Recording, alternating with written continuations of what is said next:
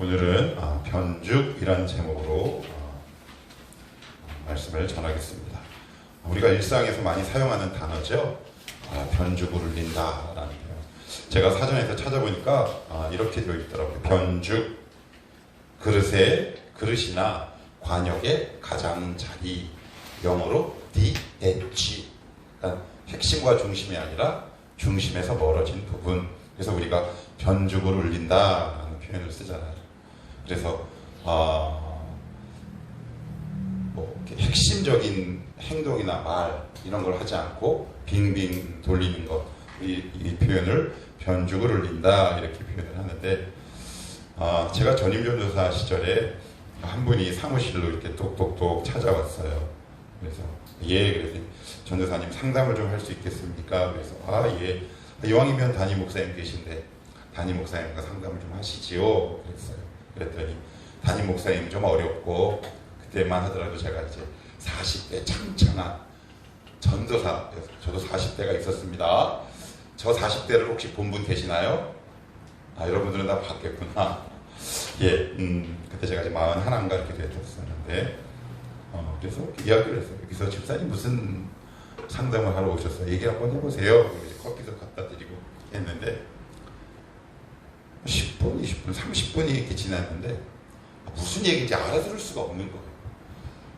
그래서 저보다 연세도 있고 연배도 있는 분이라 중간에 말을 끊기도 좀 그렇잖아요. 이거 끊어야 되나 말아야 되나. 시간은 계속 가는데, 그래서 제가 이제 중간에 집사님 죄송한데 제가 좀 아둔해서 그러는데 집사님이 하시는 말씀을 제가 이해 못하겠습니다.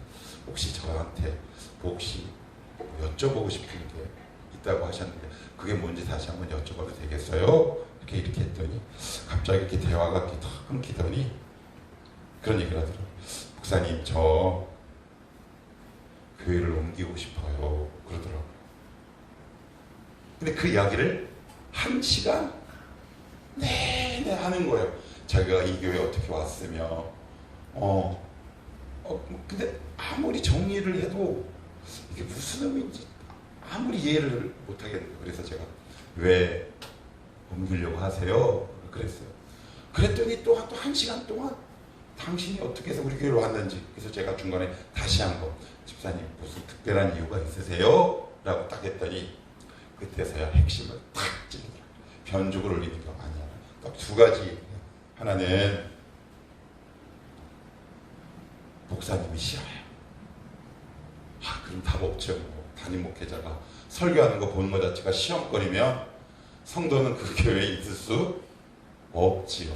그리고 그 다음 또 이유 있으세요? 그랬더니 집이 멀어요. 그러니까 집이 제가 그때 탑신이었는데 노원구였어요. 노원구까지는 주일에는 한 40분에서 50분, 그리고 수요일에도 가끔 오시는데 차를 타고 오면 1시간 40분 거리라는 말이죠. 그런데 이분의 성정과 기질상 첫 번째가 더 큰 것 같은 거야. 그래서 이렇게 해서 하면 어때요? 라고 했더니 아니라. 그러면서 결국 교회를 옮겼어요. 이런 경우가 저에게 참 많아요.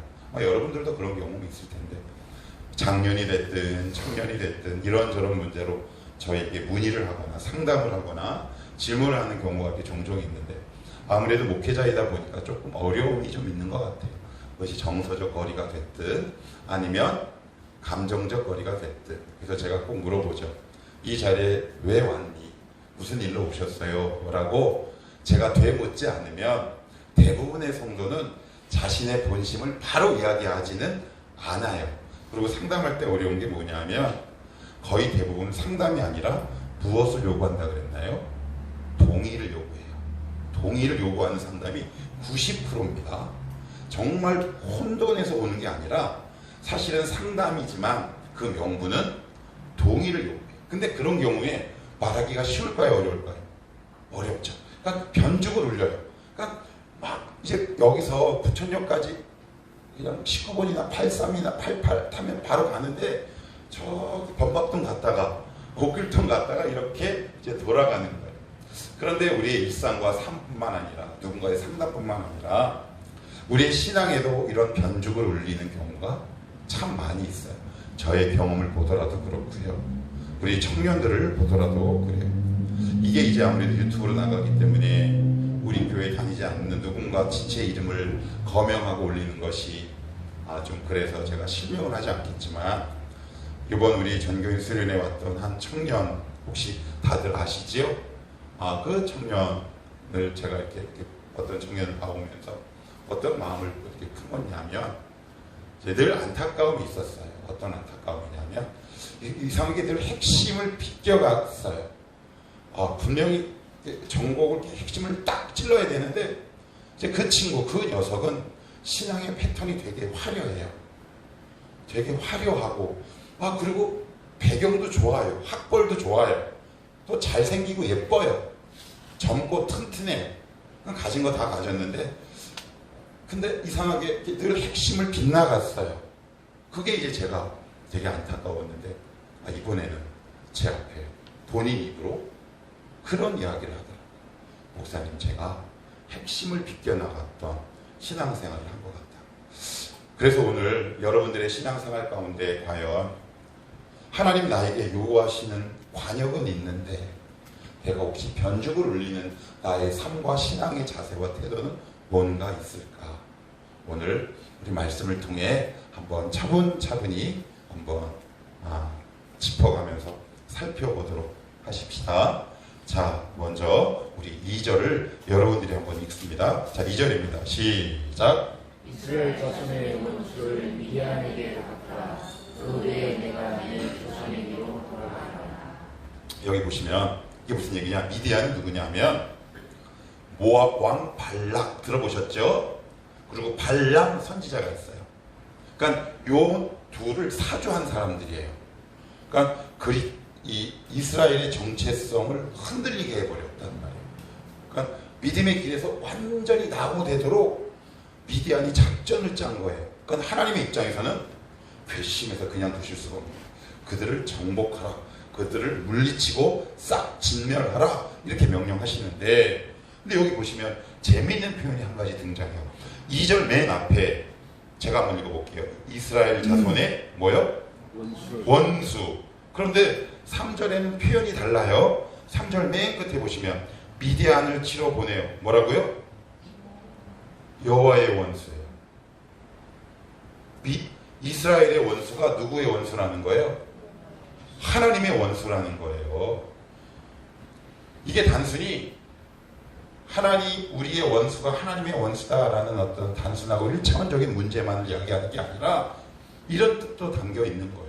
너의 기쁨이 내 기쁨이고, 너의 슬픔이 나의 슬픔이고, 너의 낙심이 나의 낙심이며, 너의 속상함이 나의 속상함이다라는 뜻이에요. 하나님께서 인격적인 분인데 우리의 원수만 당신의 원수가 되겠습니까? 그렇지 않죠. 이 한 단어 속에 시사하고 의미하는 바가 굉장히 큰 거예요. 너의 기쁨이니 그것이 곧 나의 기쁨이다. 네가 정말 슬프니 너의 슬픔이 곧 나의 슬픔이다. 네가 정말 안타깝니? 그러면 나의 안타까움이다. 이 말씀을 하고 있는 거예요. 여러분, 1993년도에 개봉한 유명한 쉰들러 리스트라는 영화가 있습니다. 그 영화는 실화이죠. 픽션이 아니라 난픽션 다큐멘터리예요. 이제 여러분들 홀로코스트라는 얘기를 들어봤을 겁니다. 유대인의 대학살. 그런데 체코 출신은 체코에 살고 있었던 유대인 출신 한 사람이 크리스찬이었는데, 이 나치 독일에 의해서 무참하게 학살되는 유대인들을 보기 시작한 거예요. 그런데 그 유대인 가운데에는 개종하고 유대교에서 기독교로 개종한 사람들도 너무 많이 있어요. 그런데 유대인이라는 이유만으로도 너무 많은 학살을 당해요. 그러니까 이 사람이 너무 고통스러운 거예요. 그들은 어떻게, 더군다나 유대인, 로마서에 의하면 선민이라고 얘기하고, 더군다나 그 가운데서도 예수를 믿는 기독교인들이 나치의 학살에 무참하게 죽어나가는 사람들을 하루에도 수백 명씩 목도한다면 여러분은 하나님 앞에 어떻게 외치시겠습니까? 그래서 이분이 어느 날 그 학살을 견디다 못해 하나님 앞에 무릎 꿇고 기도를 하기 시작해요. 저는 더 이상 하나님이 참 두렵고 무서워서 하나님의 마음을 이해할 수 없습니다 라고 계속 통곡하며 기도하는 가운데 이 사람이 하나님을 만나게 되는데, 여기서 주님이 이 유대인, 체코 출신 유대인에게 이렇게 이야기합니다. 뭐라고 얘기하냐면 사실 그들이 나였다. 그들의 죽음이 나의 죽음이었으며 너의 아픔이 나의 아픔이었다. 이 음성을 듣게 돼요. 그러니까 우리가 늘 하나님의 사랑을 의심하는 경우도 저 예외 아니에요. 하나님은 이 사실과 이 현실을 모르신다라는 단정과 가정하에 우리가 살아가면 이게 이제 이 말씀은 우리에게 피부로 와닿지 않아요. 그런데 오늘 성경은 뭐라고 얘기하느냐? 너희들의 원수가 누구의 원수다? 나의 원수인 거예요. 그리고 너희들의 기쁨이 나의 기쁨이다 라고 얘기하는 거예요. 그러니까 우리와 하나님 사이를 동일시하는 거죠. 그죠? 동일한 거예요. 왜? 우리 안에서 계시기 때문에 그래요. 그래서 여러분들이 정말 힘들 때 여러분 안에 계신 주님을 찾으셔야 돼요. 그러다 보면 하나님이 여러분들에게 위로될 만한 말씀과 격려와 은혜를 허락하신다는 말이죠. 우리 기억하시는 겁니다. 나의 원수가 하나님의 원수고 나의 기쁨이 하나님의 기쁨이라는 사실을 오늘 성경은 얘기해요. 그러니까 이스라엘과 하나님을 일체화시키고 동일시하는 거죠. 그리고 하나님은 계속해서 이스라엘 백성에게 이렇게 얘기합니다. 2절 제가 다시 한번 읽어볼게요. 이스라엘 자손의 원수를 미디안에게 갚으라. 그 후에 내가 내 조상에게로 돌아가리라. 그래요. 이거를 히브리 원어로 조금 가깝게 옮겨보면 그런 거예요. 모세야, 이스라엘 자손의 원수를 반드시 미디안 향해 갚아. 그제서야 그 후에야 비로소 네가 죽을 것이다 라는 얘기예요. 여기서 돌아가리라 라는 말은 두 가지 의미가 있어요. 네가 죽기 전에 반드시 해야 할 일이다 라는 뜻을 갖고 있어요. 그리고 두 번째, 내가 그렇게 하겠다라는 뜻이에요. 이게 무슨 얘기냐? 여러분 가운데에도 예외 없이 여러분이 이 땅 70년, 80년 사는 동안 이 땅에서 여러분들이 죽기 전에 해야 할 일이 있다라는 거예요. 혹시 여러분들 그게 뭔지 아세요? 뭘 몰라요? 우리 유집사님은 중보기도지. 너 이 교회 너 중보기도 팀으로 내가 세웠어. 그러니까 네가 죽기 전에 너는 이 자리를 끝까지 지켜야 돼. 때로는 전도팀이 될 수 있어요. 아, 그러면 이렇게 묻는 사람이 있어요. 하나님, 저는 잘 모르겠는데요. 이럴 수 있죠. 나는 내가 무슨 일 해야 할지 모르겠어요. 그럼 제가 팁을 드릴게요. 모르시면 하나님이 요구하시는 여러분들의 가장 중요한 사명이 뭘까요? 교회의 교회됨, 성도의 성도됨, 예배예요. 이것으로부터 출발하셔야 돼요. 아무튼 중요한 건 여러분 동서고금을 막론하고 나이를 막론하고 비록 우리 교인이 한 20명밖에 되지 않지만 그 누구도 예외 없이 여러분들이 죽기 전에 입관 예배 드리기 전에 이 땅에서 완수하고 돌아가야 할 각 개인의 사명이 저마다 있는 겁니다. 여러분들이 이것을 알 때 이 신앙생활이 의미가 있고 보람이 있게 마련이에요. 사람마다 저마다 다 달라요. 예를 한번 들어볼게요. 민수기 4장 보시면 레위 자손 가운데 3명의 아들이 있는데 게르손, 무라리, 고앗이 있어요. 그런데 이 고앗 자손은 어떤 사명이 있냐면 나머지 2개 지파는 성소, 즉 성막 기구를 옮길 때 수레로 옮겨요. 수레로. 그런데 고앗 자손은 어깨에 매서 옮깁니다. 불공평해요? 아니면 공평해요? 불공평하죠? 누군가에는 어깨에 매는 사명을 주세요. 여러분 얼마나 무겁겠습니까? 더군다나 그 사막길을 40년 동안 가야 돼요. 그것이 축복처럼 느껴지십니까? 그래요. 하나님의 사명은 때로는 꼭 저주처럼 느껴지고 고난처럼 느껴지는 그것이 나에게 하나님이 맡겨주신 사명인 것이 얼마나 많이 있는지 몰라요. 40년을 졌다고요. 40년. 그러면 고앗 자손 입장에서는 어떻게 하나님 앞에 외칠 수 있겠어요? 하나님, 저 너무 불공평합니다. 다른 2개의 자손은 수레를 주시는데 소도 주시고 그런데 왜 저는 어깨에 매게 하세요? 저 이거 너무 무거워요 하고 여러분들 딱 내던지면 그 기업과 복과 축복이 다른 사람에게 옮겨가요. 예를 더 들어볼까요? 가룟 유다가 스스로 목숨을 끊어 죽지요? 근데 그것으로 끝났나요? 충원이 되잖아요. 사도행전 1장 2장에 보면 그죠? 예. 각자에게 맡겨주신 사명이 다 달라요. 어떤 사람에게는 되게 손쉬운 사명처럼 보이는 게 있어요. 어떤 사람에게는 너무 무거워요. 하나님, 이 사명은, 그런데 오늘 말씀은 뭐라고 얘기하느냐? 네가 죽기까지 이것만큼은 완수하고 천국으로 와라 라는 겁니다. 어떤 것들이 있을까요? 어떤 사람은 반주일 수 있겠고요. 어떤 사람은 전도가 될 수 있겠고요. 어떤 사람은 중보기도가 될 수 있어요. 나 잘 모르겠어 하는 사람은 뭐부터 시작하라고요? 성도의 가장 위대한 사명? 예배예요. 예배를 꾸준히 드릴 때 거기서 하나님이 여러분들에게 주실 사명들을 발견하고 보게 하신다는 거예요. 지금 여러분 양 먹기에 하나님께서 이렇게 메워주신 사명의 무게와 사명의 종류가 어떤 것들이 있으신가요? 혹시 너무 무겁다고 생각하시나요? 아니면 불공평하다고 생각하시나요? 그런데 모세에게 이렇게 얘기합니다. 내가 그렇게 만들겠고 그렇게 하라. 명령형인 동시에 하나님의 의지의 확인, 그 동사가 바로 돌아가게 하리라 라는 의미예요. 어떤 사명이 있으세요? 저는 늘 되새김 하는 것 같아요. 개척교회 목사로서 내가 우리 교회에서 오늘 아침에 조금 더 솔직히 얘기할게요. 사실 오늘 이 본문은 어제까지 원고에 없었어요. 그런데 오늘 다시 한번 원고를 이렇게 정리하고 외우는데 갑자기 돌아가리라. 진성아,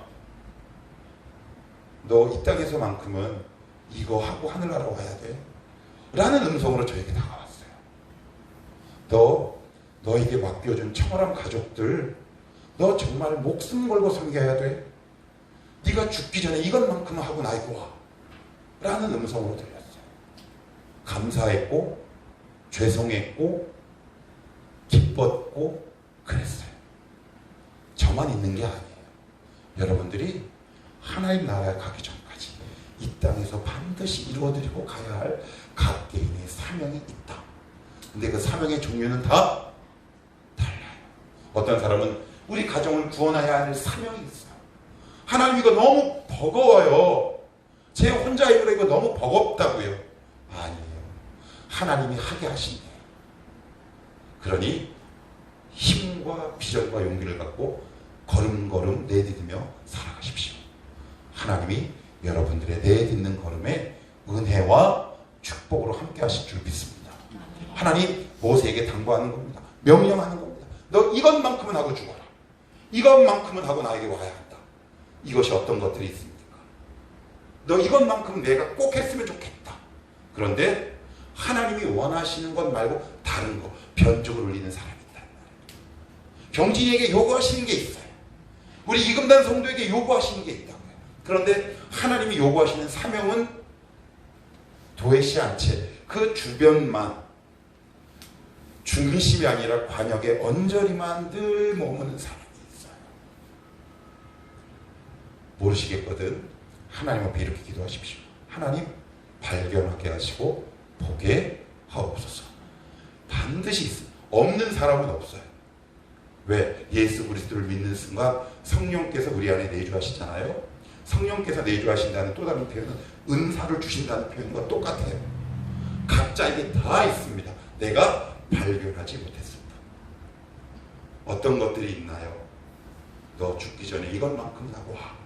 성원아, 너 죽기 전에 이것만큼은 하고 천국에 왔으면 좋겠어. 그것을 발견하고 그것의 끝까지 헌신할 수 있는 저와 여러분이 되시기를 축복해요. 그것이 바로 축복의 은혜 아니겠습니까? 우리 계속해서 말씀을 한번 볼게요. 자, 우리 7절, 8절. 자, 이게 조금 더 심화됩니다. 무슨 의미냐? 7절, 8절 여러분들이 한번 읽어봅시다. 다시 시작. 그들이 여호와께서 모세에게 명령하신 대로 미디안을 쳐서 남자를 다 죽였고 그 죽인 자 외에 미디안의 다섯 왕을 죽였으니 미디안의 왕들은 헤이와 레겜과 수루와 후루와 레바임이 또 벌의 아들 발람을 칼로 죽였더라. 그래요. 이 전쟁의 원인이 뭐냐면 이스라엘의 음행이에요. 음행. 이스라엘의 남자가 음행. 음행은 혼자 합니까?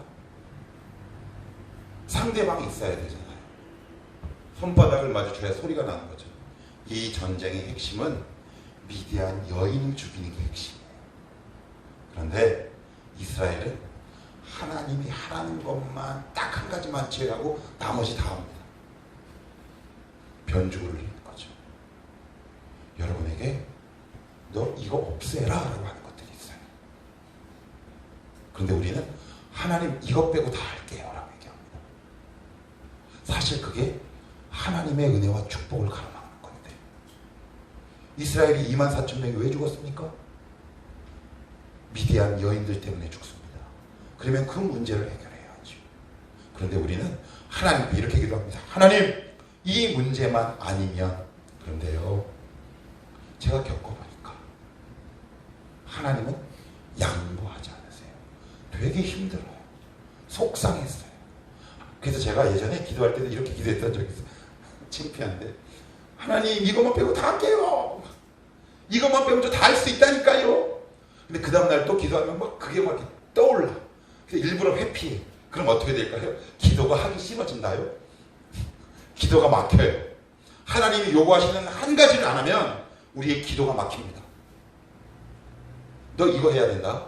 그런데 하나님 요거는 안 하고요. 다른 거 다 했어요. 저요? 발람도 죽였다요. 그리고 보세요. 얼마나 많은 전리품들이 저에게 있는가. 이 정도면 믿음 생활 잘하는 거 아니에요? 근데 하나님은 모세를 통해 대노하십니다. 분노를 표출하십니다. 너 그거 불순종이다. 왜 내가 요구하는 한 가지를 제외한 나머지 99가지를 해야 되냐. 99가지는 안 해도 괜찮아요. 한 가지만 하시면 돼요. 각자 여러분들에게 하나님이 딱 요구하시는 한 가지가 있어요. 변죽을 울리지 마십시오. 핵심을 찌르십시오. 그래야 막혔던 하나님의 은혜가, 은혜의 강둑이 터집니다. 여러분 믿으십니까? 정말 믿으실 수 있기를 축복해요. 하나님, 저에게 요구하시는 거 힘들지요. 그 자리에 나가는 게 되게 쉽진 않아요. 왜? 이것만 아니면 신앙생활 할 만한데 하는 것들이 있어요. 그지요? 이 정도 가지고 뭐 남들도 다 하는데, 그지요? 네, 그런 것들이 있어요. 그런데 때로는 예배드리거나 기도하거나 말씀을 보면 하나님이 반복해서 꼭 요구하시는, 각 개인에게 요구하시는 핵심적인 한 가지가 있어요. 그런데 우리는 그것을 끝까지 거부해요. 고집을 피워요. 때로는 믿음이 없다라는 핑계거나 아니면 자신이 없다거나. 그런데 핵심은 좋아서 그래요. 그지요? 좋아서 그래요. 이스라엘 백성들이 여인을 왜 안 죽였을까요? 음행이 좋은 거예요.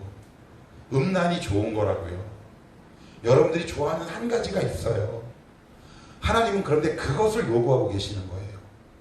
그런데 우리는 하나님, 저 11조 있잖아요. 저 예배 잘 드렸어요. 저 리더예요.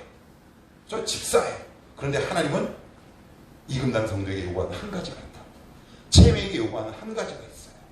의민에게 요구하는 한 가지가 있다고요. 그것 빼고는 다 할게요. 이게 뭡니까? 순종입니까? 불순종입니까? 불순종이죠. 속으시면 안 돼요. 볼까요? 자, 14절, 31장 14절 여러분들이 한번 크게 한번 읽어봅시다. 시작! 모세가 군대의 지휘관 곧 사업에서 돌아온 신수관들과 백부장들에게 원하니라. 노한이라 되어 있죠? 그래서 노했다라는 단순히 화가 났다는 게 아니라, 왜 그런 거 있잖아요. 여러분 화내는 종류도 여러 가지 있는 거 아시죠? 왜 발끝부터 올라오는 화 있죠? 그 의미예요. 하나님이 지금 화가 발끝부터 올라오는 거예요. 이스라엘은 두 가지 다 갖고 싶었어요. 세상, 신앙. 그래서 이것을 포기할 수 없었던 거죠. 여러분, 이 말씀을 들을 때 생각나는 한 가지가 있습니까? 어떤 사람은 그것이 돈일 수 있고, 어떤 사람은 내가 반복해왔던 나의 습관일 수 있어요. 오늘 이후로 그것과 싸워서 이길 수 있기를 축복합니다. 그럴 때 그 공동체가 복을 받고요. 그 가정이 은혜의 강물 속으로 들어갈 수 있습니다. 여러분 바뀌셨다고요? 그 문제 한번 해결해 보시겠습니까? 여러분들의 가정과 기업에 하나님의 어떤 복과 은혜를 부어주실지. 하나님의 은혜를 가로막는 것은 우리의 거룩하지 못함이잖아요. 뭐 의기양양해서 와요. 우리 한번 봅시다. 저기 보시면 자 9절 이스라엘 자손이 미디안의 부녀들과 그들의 아이들을 사로잡고 그들의 가축과 양떼와 재물을 다 탈취하고 그들이 거처하는 성읍들과 촌락을 다 불사르고 탈취한 거 노력한 거 사람과 집사를 다 빼앗습니다. 그리고 12절 맨 끝에 이스라엘 자손이 회중에게로 나오니라. 어떻게 나왔을까요? 여러분들 의기양양하게 왔겠죠. 그죠? 우리 승리한 거죠. 아, 나 승리했어. 나 은혜 받았어. 나 축복 받았어. 라고 얘기하는 거죠. 그런데 하나님은 아니래요. 하나님이 요구하신 한 가지가 빠진 겁니다. 여러분 99가지 아니도 괜찮아요. 하나님이 여러분들에게 요구하신 한 가지를 하셔야 돼요. 그래야 여러분 가정 속에 복이 흘러들어와요. 이 결단과 거룩한 다짐이 저 여러분 가운데 있기를 축복합니다. 하나님 도와주옵소서. 그죠? 그리고 나서는 어떻게 얘기하느냐. 우리 32절로 한번 볼까요? 우리 17절, 18절 한번 봅시다. 17절, 18절 시작. 그러므로 아이들 중에서 남자는 다 죽이고 남자와 동침하여 사내를 아는 여자는 다 죽이고 남자와 동침하지 아니하여 사내를 알지 못하는 여자들은 다 너희를 하여 살려줄 것이라. 왜 모세는 이렇게 얘기했을까요? 여자를 다 죽이는 게 아니에요. 남자를 아는 여자. 그럼 결혼한 게 죄야? 중요한 의미가 있어요. 여기 미디안은 어떤 나라냐? 문화를 이해하셔야 돼요. 문화. 어떤 문화 속에 있는가가 되게 중요해요. 여기에는 왜 모세가 선별해서 죽였느냐? 이스라엘 백성이 빠진 게 미디안에 있는 성창이에요. 거룩한 창녀란 말이에요. 신전에서 제사 드리는 여자들이란 말이에요. 그 수가 여자 수의 3분의 1이었대요. 어마어마하죠. 온 국민의 3분의 1이 창녀야. 무섭죠? 죄악의 씨를 잘라내라. 억울한 죽음 없이 남자와 동침한 사람. 그래서 하나님은 정말 핵심을 다 찌르시는 거예요. 이것을 드러내라 라고 말씀해요. 우리 알아요. 내가 드러내야 할 것이 뭔지 우리는 안다고요. 내가 안 할 뿐이에요. 그것을 드러내고 성령의 불로 태울 수 있기를 축복해요. 그래야 하나님이 역사하세요. 우리가 기대하지 않았던 축복이 우리의 가정과 가문에 도래합니다. 그래서 이렇게 고백하게 돼요. 하나님 이 은혜를 감당할 수 없습니다. 그런데 사실 우리가 경험하는 은혜는 여러분 찌끄러기 같잖아요. 솔직히 그래요 안 그래요? 그죠? 하나님 은혜에 감사합니다라고 하는데 사실 그 은혜 고백 속에는 이게 형식적으로 앞에 나와서 기도해서 그렇지 사실은 은혜의 찌끄러기 이렇게 생각하지 않습니까? 뭔가 부족함을 느끼지 않습니까? 그런데 이 씨앗을 우리가 드러내고 없앨 때 하나님이 축복하십니다. 그래서 그 다음 구절이 중요해요. 한번 봅시다. 32절입니다. 32절. 32절 시작. 그 탈취물 곧 군인들의 다른 탈취물 외에 양이 67만 5천 마리요. 그래요. 승리가 먼저다라는 얘기입니다. 승리가 먼저. 근데 우리는 어디에 관심이 가 있어요? 32절에 가 있죠. 양이 67만 마리 주시옵소서 라고 얘기하잖아요. 그러면 하나님 우리에게 이렇게 말씀하세요. 수민아, 너 양 67만 원해? 그러면 너 나 앞에 거룩하라. 내가 너에게 요구하는 것. 그거에 반응하라. 근데 이렇게 일방적으로 요구하시는 게 아니라 그렇게 하겠다라는 하나님의 의지의 표현이라고 했죠? 그 얘기는 뭐예요? 하나님이 우리를 도와주시겠다는 얘기입니다. 하나님은 어떤 공동체든지 간에 개인이든 가정이든 승리하는 공동체와 가정과 개인에게 축복을 허락하세요. 기억하셔야 돼요. 그래서 그리스도의 사명은 성공이 아니라 승리가 먼저입니다. 대한민국 1970년대에 이게 이제 교회사 얘기를 좀 할게요. 우리나라 기독교의 뿌리는 영국이에요. 영국이 거기에서 프로테스탄트라고 하죠. 프로테스탄트란 말이 무슨 말일까요? 영어의 프로테스트에 ANT가 붙는 거죠. 항의하는 자라는 뜻이에요. 기존 기득권에 항의해요. 영국 성공에 항의해서 그 유명한 메이플라 맞나요?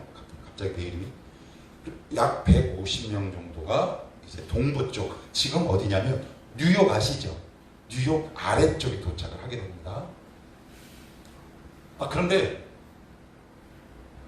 땅을 넓혀가잖아요. 땅을 넓혀가요. 땅을 넓혀가면 원래 살고 있는 누구랑 싸워야 합니까? 원주민. 그래서 백인들이 원주민을 싹 다 씨가 말리죠. 그래서 일례로 캐나다에 있는 한 인디안들이 사는 그 주가 전 세계에서 자살률이 가장 높아요. 혹시 들어보셨나요? 직업도 없어요. 돈은 있는데 직업이 없어. 꿈과 비전이 없다고. 다시 일로 돌아와서 그들과 싸워야 되잖아요. 그래서 어떤 명분으로 싸웠냐면 땅을 정복하고 믿지 않는 이방인들을 죽이는 것이 하나님의 은혜와 축복으로 생각했습니다. 그것이 하나님의 축복입니까? 그런데 그 신학이, 그 신앙이 우리나라로 그대로 들어옵니다. 그래서 1970년대부터 시작한 고지론이라는 말이 있어요. 그게 뭐냐? 성공이 하나님의 은혜의 결과다라고 얘기합니다. 100% 틀린 겁니다. 그래서 한국교회가 이렇게 타락합니까? 그걸 일명 고지론이라고 얘기합니다.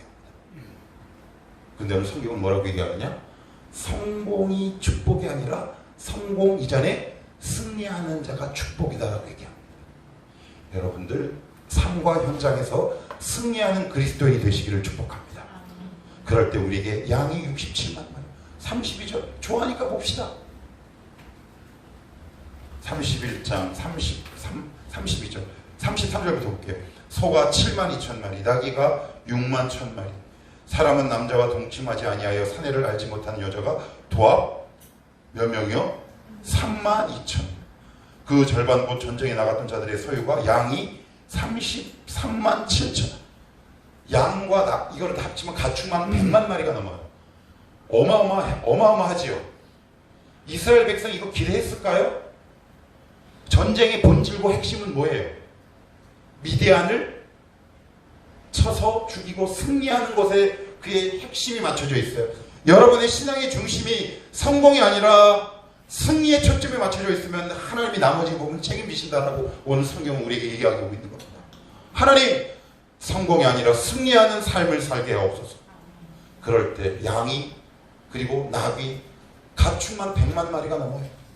여러분 100만 마리의 가축이 광야에 전 100만 마리를 본 적이 없어요. 이게 가상의 숫자지 이게 현실에서 본 적 100마리만 봐도 와 이런데 여러분 100만 마리가 넘는 가축이 그 이스라엘 아직 나라도 없어. 그죠? 나라도 없어요. 장관이지 않을까요? 와 200만의 인구와 100만 마리의 가축이 함께 이동을 해요. 그게 장관이지 않을까요? 그러니까 여리고성이 쫄았죠. 가축 소리, 백성들의 함성 소리. 여러분들이 이런 승리의 기쁨을 맛볼 수 있기를 축복합니다.